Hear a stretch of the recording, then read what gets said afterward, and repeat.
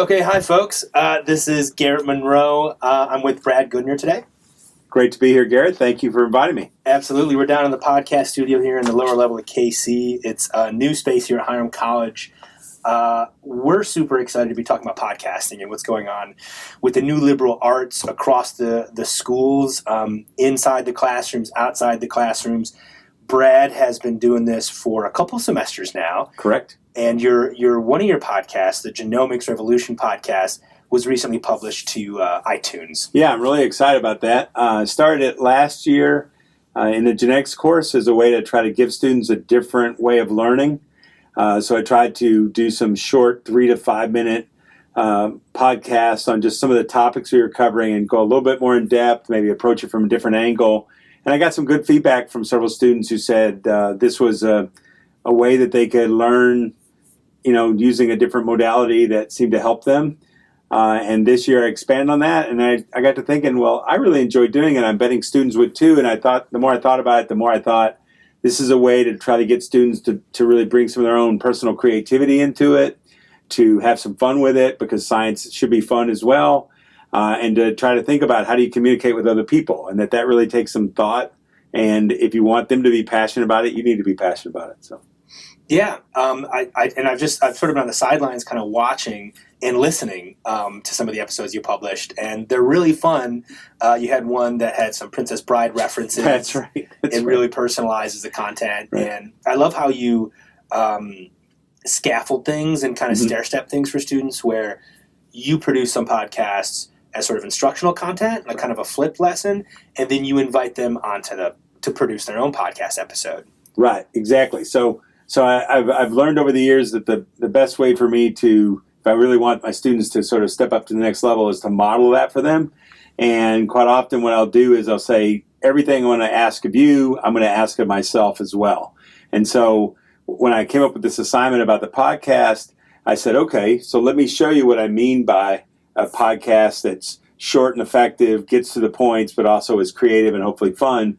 And so I showed them that in two ways. One, the actual audio that they hear, but then they also saw how I scripted it out, and they can see what percentage of that is written out and what parts do I just ad lib at some point because something comes across to me as funny or something is quite interesting, and I ad lib of 1 or 2 sentences because of something that came to mind that I thought was interesting. And so my hope is between the two, every student then kind of gets a feel for how do they personally kind of make this their own. Yeah. And what I've seen over the episodes that the students have produced is you get some students who kind of really found their voice. And in some cases, a quiet student really speaks up and talks about something in a very passionate way. And another student who I had no reason to believe that they wouldn't bring their passion also shows more maybe their analytical side or something like that as they're doing the piece. Well, I just love how it as you say, it blends sort of the technical and academic content with being able to communicate with people and connect with it on a personal level. It kind of makes it more human. It's a very kind of 21st century mindset or skill set to be able to produce a podcast and communicate to a lay audience kind of complex ideas. You got it. And podcasting is something that our students get, right? It's most of them, I think. Yeah. Many of them listen to a podcast or two.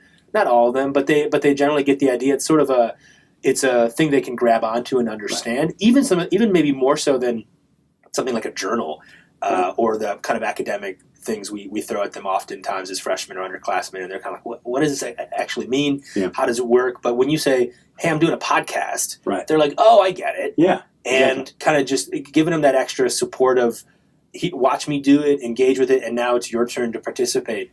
Yeah. It seems to me like, and so has your experience? It seems like it's been successful. I would say massively so. I think from both the standpoint of for me as a teaching tool, I think I look at different sort of areas of what I'm trying to get across in the class differently now, and I sort of see what parts lend themselves to a podcast format and which ones that's just not the right format in which to try to get across something, either due to the level of technical detail there is, or it's not going to be as relatable in a way that you want a podcast to be. It's going to get too much in the weeds or something like that. But also, I think the thing about a podcast is it's really in many ways kind of a modern day version of like a diary or other ways in which or the doodle book that people would have, and they just write down ideas, right? And I think now students are, the moment all of them have grown up with, if not an iPhone in their hand, an iPod or some sort of little music devices, they're used to listening to short snippets of music and other things, and so just short snippets of the human voice talking about something that matters. I think it comes natural to them, and so I think it's a natural play on what they're already used to. And many of my colleagues here talk a lot about we need to meet our students where they are and try to help them by engaging them on platforms that they already know. And I think this is a perfect example of that. And it's really not that too far afield from what we do. I think it's just being willing to try something out, tweak it, make it your own. And I look around and see a lot of my colleagues who I know when I talk to them one-on-one, they're funny, they're insightful, they're interdisciplinary, they're well known for one thing, but they read other stuff, they talk about other stuff. And I just think the podcast is one of those places. You brought up the Princess Bride references I made in one of my podcast episodes. It doesn't mean what you think it means. Exactly. You keep on using that word. That's right. It does not mean what you think it means. And the more I thought about that, it's like, but that's the best way to say what the episode's about, right? And so that ability to bring something else in that student, and I've had students talk to me afterwards, and they'll say, "Oh, I didn't even know there was a movie called The Princess Bride," which brings up its own conversation. Like, how could you have lived and not seen that? Get that in the core. Exactly. So I just think it gives us a whole other way of talking with students and engaging with them. And I really think if people are willing to give it a shot, they're going to find out that it has a lot more play in a course than they think it does. Well, I want to talk technically about how you led students to produce these, but I wanted to just for a second kind of hang on some of the stuff you just mentioned about having it humanize the professors or instructors. And what I've seen, and I've produced a podcast here as well, is co-teaching a course. Dr. Jen McCright and I did a podcast, an instructional podcast, and it was a little different than what you do, where you're kind of doing a monologue. Right. And you do that monologue, as you say, with sort of this personalization, and you humanize it, and you it's a different sort of approach than the lecture content and the way you are in classroom. And I think that's really important. But there's many ways of doing a podcast. And so if you've got just a monologue, you can do a lot there. And then also, you can also have, if you utilize the studio, you could do interviews, you could do sort of the banter style conversations that we've seen as well. And what I thought was interesting with Jen, which we weren't planning for, we didn't expect, was we had so much to talk. There was a dialogue about the content that the course was about. Us as sort of curious expert, right? We're both really interested in the topic of how to integrate technology into learning spaces. That's what the course is about. And so what I thought was cool and what students reflected on was we had never heard adults talk. Like, we'd never heard people, two academics talking about this content at that level. Yep. And so it was something that, a kind of conversation that I don't think Jen and I would have done in the classroom either. Right. Just the way we set up the course was we would take turns kind of leading lecture. There would sometimes, or we would take turns kind of circulating, doing group work or doing conferencing. But we were never like at the front of the classroom doing banter on the academic topics. But we could do that with a podcast. Sure. And so it really created a new space and a new vibe, I think, for students to hear. That was one thing that I was surprised with the medium. And delighted with, and a lot of students in the evaluation said the same thing. Yeah, I can pick up on that before we move on. I think that what you just hit upon provides us with something that Hiram is well known for, which is interdisciplinarity. But we always fight this battle of, okay, how many team-taught interdisciplinaries can we afford to have, just in terms of the number of people you have, right? And the other courses you got to have taught. But if you think about this podcasting as this really interesting way to do some add-ons that don't cost you a lot in terms of time and effort, then you can really get the best of both worlds. Even when you can't have a lot of team-taught full interdisciplinary courses, doesn't mean you can't use the podcast as a way of having, as you said, that intellectual banter that brings out to students what it really means to be part of a profession, and to be intellectually curious, even if it's not your area of expertise.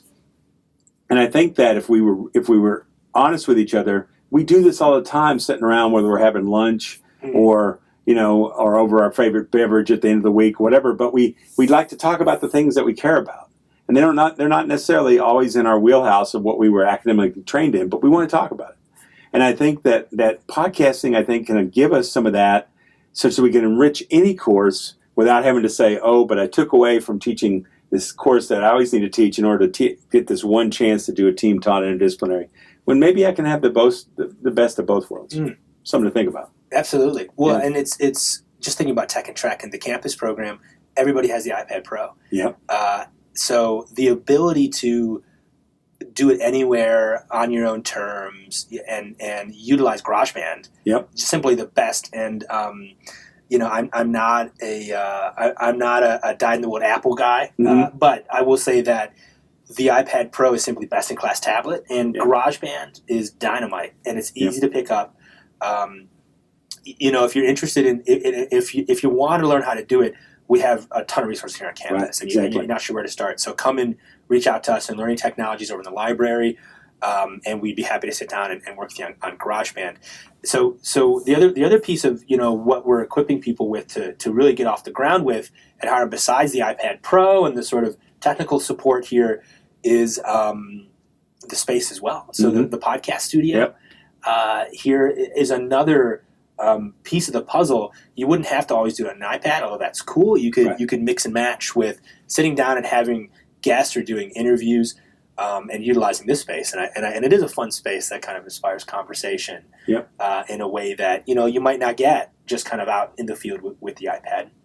Yep. The other thing I want to while we're talking to the Tin Can is I want to share with folks is something you had offered the other day, which was if any other faculty here want to get started with it, they're not sure where to start, and I'm speaking for you. But that's good. You said you'd be happy to. Oh, absolutely. I mean, just come over here and we can interview each other and just take turns seeing how it works. And then, I did a short interview with Sandy Madar the other day about the kind of the birth of the biomedical humanities major, thinking about it from a School of Health and Medical Humanities perspective. But, quite honestly, just curious for myself, because that started about 5 or 6 years before I got to Hiram. And so hearing that story and trying to get a sense of where it came from was fascinating. But at the same time, that was a teachable moment. I could also turn around and I could have shown, if Sandy had the time, she needed to run to another meeting, but I could have shown her how I took that. I had to do some editing. There were a couple of times where my mic may have cut out a little bit, and so my question wasn't quite as audible as I'd like for it. And I went back in, re-recorded that, was able to then, using GarageBand, you're absolutely right, very easy to learn. I was able to go in, do some editing, cut and paste, and it was just as if we had re-recorded it one time only, got it spot on the right time. So just a lot of capabilities, and as you say, whether it be in the studio or with your iPad out just walking around, I think we need to be more cognizant of the moment, that certain moments happen, and it's later on you go, man, I wish I would have caught that on tape. And it's like, well, we have the ability to now do that. And I'll give you a good example of that. I was traveling with the women's volleyball team last fall to the conference championship. We made it through the tournament. We pulled off a couple of big upsets, and we were playing for the conference tournament championship. And right before the game, I looked up in the stands, and sitting there was Ellen Dempsey, our current athletic director. But Ellen and I came in together in 2001. Yeah. And she was our head women's volleyball coach at the time, had a phenomenal career here, led several teams to conference titles, both regular season, tournament, go on to the NCAA tournament. And I grabbed my iPad, I ran up to her, and I said, Ellen, crazy idea. I just want to ask you, what comes to mind? You're not sitting down at the bench now. You're sitting up in the stands watching your team play now again. Been several years since we played for the conference tournament championship. What's it feel like? And so I just did a little quick 1-minute interview. And I was just thinking, that's the kind of power that what we have now at Tech and Trek gives us, is that ability to capture moments that allow us to maybe use for a class, but maybe use for recruiting. Yeah. Maybe use for athletics to talk about the history of what a particular sport has done. Right, capturing those moments, and we now have a technology that's mobile enough, and it's got capacity that we can really pull it off. Right, and for a biologist, that means I can carry that into the field. And if I'm setting late at night with somebody and they're capturing bats in a mist net or whatever. We could still whisper into our iPad, and talk about how crazy it is that we're freezing our butts off out by a mist net trying to catch these bats, right? So I just think there's all kinds of cool things we can do. But the podcast studio, I'm a really big proponent of this. I'm already imagining some ways I could have students. We think about like discussion threads in Moodle and having students discuss a topic, but then it's all typing it out, and you lose some of that passion and other things. But I think having students have an assignment where they have to talk with each other about a topic. Yeah. And everybody has to contribute. And the beauty of it is you hear everybody's voice. Yes. So you can know if they participate, but you also catch that do they really mean what they say? Or was it just kind of going through the motions? And I think something like the podcast studio allows you to do that in a really cool way. Yeah, it's absolutely an authentic assessment. It's impossible to cheat. Exactly, you got it. And it widens the circle for people who may not be excited about traditional assessment methods. Maybe they'll get there. Yeah, they have to exactly. get there. But especially for folks who they might just light up at the ability to use their own voice and so on. But I wanted to circle back. The way you describe some of these things kind of taps into an idea I've been trying to spread, which is digital reflection. And how can we use the technology to enhance and enable reflective thinking, and move beyond just sort of journaling and diarying, but do it in other modalities. And how do we do it also as a community or as a dyad? And what you describe I think also taps into, and these are part and parcel, mindful technology. So, hey, this is a moment where something interesting is happening. What happens? I mean, is it appropriate to turn on the mic or the video camera? That's not always, but being able to, these are interesting sort of boundaries that we need to be asking. And then when is it appropriate, and and people have reflected on this elsewhere, when you turn on the camera or when you turn the microphone, it validates the conversation in a way. And people start understanding that they have more of a platform and they have more of an audience now. They start speaking a little differently and thinking a little differently. So it's just the simple switch of just hitting the record button and being attentive, as you described that moment with Ellen, is really exciting. It reminds me of when Dan Dodge was here. I don't know if you had a lot of time to interview I get to hear him a little bit. I wish I'd heard more, but he talks about, he's this guy who goes out on these treks, and he'll go out for weeks or months, and he'll just be roughing it, up in Alaska or the Pacific Trail or the Appalachian Trail. And he talked about he's one of these guys who's not a Luddite. He's not putting his head in the sand when it comes to technology. He loves photography in particular. And so he talks a lot about, how does he keep his gear under a certain weight and what's in his kit and what kind of works well. But he talks about how to get good photography. And it's not just taking a million mindless shots. It's feeling a moment and being attuned. So being aware of what's going on in nature and kind of with your own body and kind of how you're responding to things. And in a sense, he's describing being mindful. And then understanding when you're having a moment, having the feeling, and then getting the camera. Exactly. And not kind of just, I think about, field trips or sort of experiences that we try to design for our students, where we ask them to go visit a park or we bring them out to a place, and they're kind of on this scavenger hunt, and it's like a checklist, and they're going around and they're just like, oh, let me get the selfie or let me do the thing, and then they're so caught up in task achievement that they miss the really good stuff, which is being in the moment and appreciating and getting into flow or being observant or being aware to whatever sort of phenomenon. So just the way you describe it, I think really taps into some of those big ideas. And to me, that's the heart of what a place like Hiram's all about, right? I mean, it's about having those conversations, and I think what we're talking about here is just giving ourselves a couple more tools in our toolbox that allow us to, in the right time, in the right place, use some technology to really enhance the experience. And to me, there's nothing wrong with that. I mean, you're absolutely right. You're not going to use it all the time. And there are times when you want to experience the moment, and that's more important to you than capturing the moment. But I think there's also times when being able to capture a moment and then use it to share with others can be even more powerful. So you both experienced it, but that capturing of it becomes something even deeper. And so I look at it as, why wouldn't I avail myself of other tools that allows me to help me as a professional, train the next generation to do them better, because I'm giving them the best I can, right? So I love it, and I just really appreciate you coming in and sharing a little bit with what you've been up to, which is really Vanguard. What would you've offered to share the white papers that you've handed out as assignments, right? And I think the way you've organized these projects is just a wonderful template. But there's a lot of different ways that other faculty who are listening to this might imagine how it would best fit with their course. If it's producing their own instructional content, your podcasts are like between about 10 minutes. 10 minutes at the max. I'd like to be closer to 5 to 7. Sometimes it just takes a little longer, but I really think about if it's going to be. If I'm thinking it's going to go more than 10, I really should split it in 2 and figure out where's the natural break and make it 2 different podcasts, right? 2 different episodes. But I feel like that's the right amount of time, because you can get across that key point, or you can kind of put them in the right. A lot of what I do in my classes, we're talking about key experiments in the history of a part of science, and I want them to understand what the moment was like, right? So I try to use a podcast to set up the history. Why was it these people doing the experiment? Why did they do it this way? And quite often I can do that in 5 to 7 minutes. And then my hope is it puts it in a context that they get it.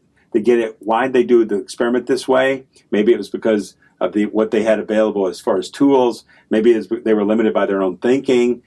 Maybe they were just a heck of a lot smarter than we are, and they already anticipated problems they could foresee that we might not see.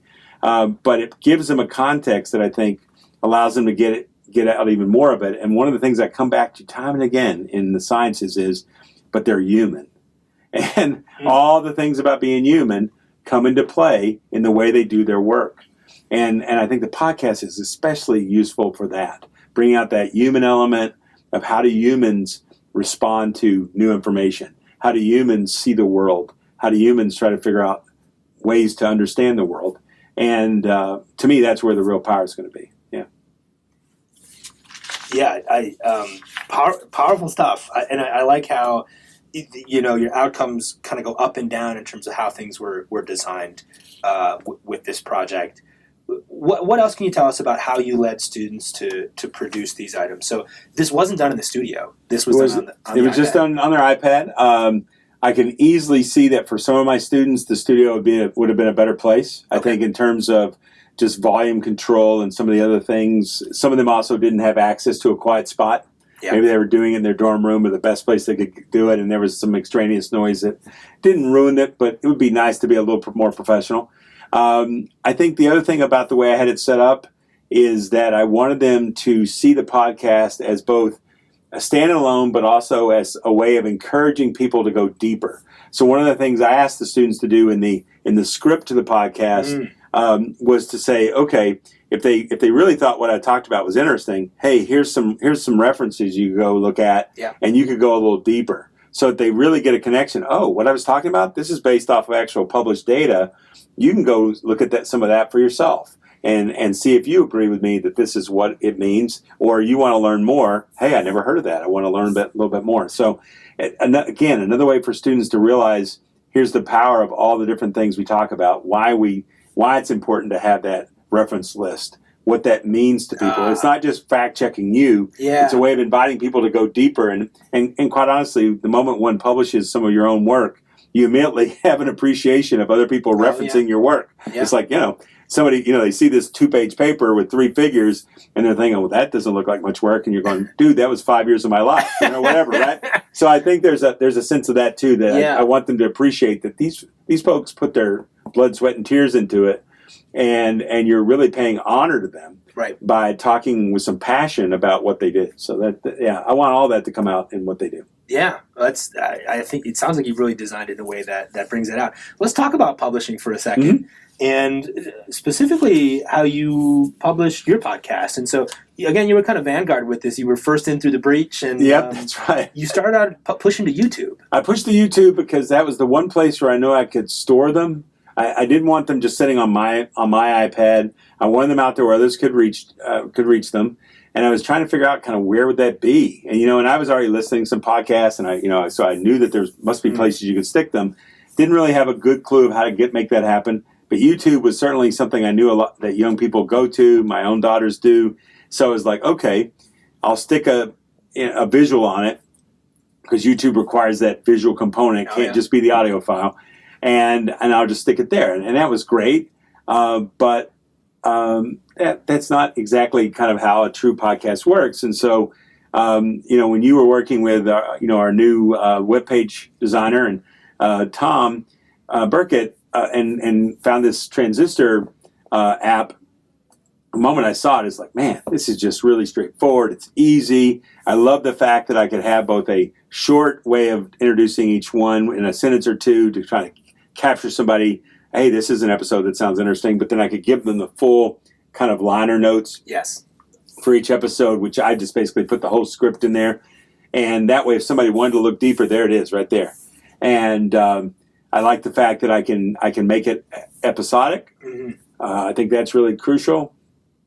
Just a lot of options. Yeah, what I particularly love about getting in, I think YouTube is fun, and I think it's useful, and that's definitely an option. What's cool about, and speaking to faculty who might be listening to this, we could help you produce and publish it however you'd like. Right. And we could do one or we could do all of them. Right, exactly. And so YouTube is wonderful, as you say, because we can include a visual component, and because it is in that space on YouTube. And so maybe that's how you want it to work. And the interfacing now, the embedding we have with YouTube and Moodle is quite good. Right. I really like how the new Moodle system embeds all YouTube right in the browser, right in the web space. It's really attractive. But with now the services that we have with publishing on the Transistor, we can create your own account and we can set up, it's very automatic, it's very hands-off once we get it fired up. And you push your episode out there and it's a couple clicks and we can have you published on Spotify, Google Play, iTunes. And so the fact that you're now on iTunes is just awesome. And Spotify as well. And so now your students can subscribe and it can be automatically pushed down to their phone or their iPad, and they can have it on their commute. They can have it when they exercise, however they kind of choose to interface. And you couldn't do that with YouTube. Exactly. And so it just gives you, again, another way of communicating. And also what I think, from the student point of view, here they are, and they're listening to you, and then out pops an episode with them as a guest host or a friend.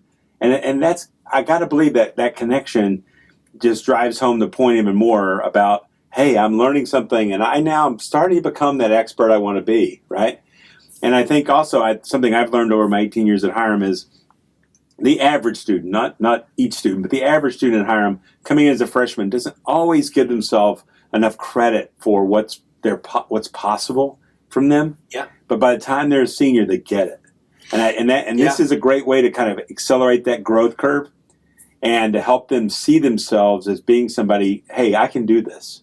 I enjoyed it. I put out a good product. Dr. Goodner obviously thought it was good. He was willing to put me out there, put his name on it. Yeah. And my hope is that also just I had a tremendous response from students when I let them know that I'd done it.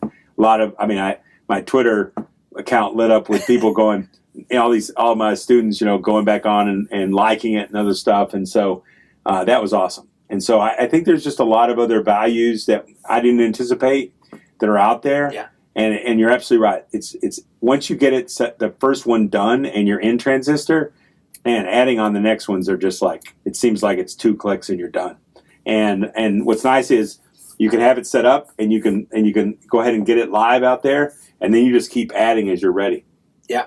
You don't have to have, like I did, 30-something episodes ready to go at one time. You get 2 or 3 ready, and you can then just start on a regular basis, whatever basis you want, start adding more. Yeah. And couldn't ask for better than that. I mean, listening to you talk about it, I feel like you've cracked the code on how this stuff works in terms of teaching and learning. Well, I will agree with you that that's the way I see it, because I've already started to think for the fall how in every one of my classes there's going to be something like this. Yeah. Because I really see the value. In my medical microbiology class, which is mainly nursing students, but other students interested in healthcare, I've always had them do a public service announcement kind of video. And those are fun, but I think the podcast is a whole nother way of approaching that, because some of them are a little reticent to be on film, right? Sure. To be seen. Yeah. They don't seem to be mind to be heard. Yeah. And so I think it opens up the door for some really interesting ways for these students to make a difference. And, we very much are mindful here at Hiram of what we want our students to, it's in our mission statement. We want them to be ready to go out and face the urgent challenges of their times. And I think these are ways from a service learning point of view, right? I look at our ability of our students to start doing things that we can put out there that didn't benefit other people on campus, other people in our local communities, who knows how far out. And so I really see this as a great way for a lot of different courses to start having their students take what they learn and now put it into a context where it can matter to other people too. So, I mean, powerful stuff. It's exciting stuff. I think hopefully it's going to spread. I know some other folks are working on podcasts. So anybody out there listening who's interested in winding something up, either collaboratively or just kind of within your own space, let us know. We'd love to help. I know you've offered to share the stuff you've put together. Absolutely. And even spend some time working with folks if they're interested in that. And of course, I would love to also help. Shoot us an email. Any other parting words before we turn off the cans? Give it a go. Just give it a try and have some fun and kind of, I don't have much hair, but let your hair down a little bit, And I just think, because students respond. Yeah. I mean, students are like, oh, I couldn't believe you said that. You just made this joke in the middle of your podcast. And I think it just opens up who you are to students. And, and I think all of us have that side of us. And so just give it a shot. See what happens. Yeah. I mean, what I've seen with everybody who's done it is they've had a ton of fun. Absolutely. And I think that there are I think that the technical obstacles quickly clear up. They're not nearly as bad as a lot of people anticipate. I would agree. Absolutely. Wonderful. Okay, well, thanks again for coming down. Thanks, Garrett. We'll talk Thanks for having me. Yeah. Yeah.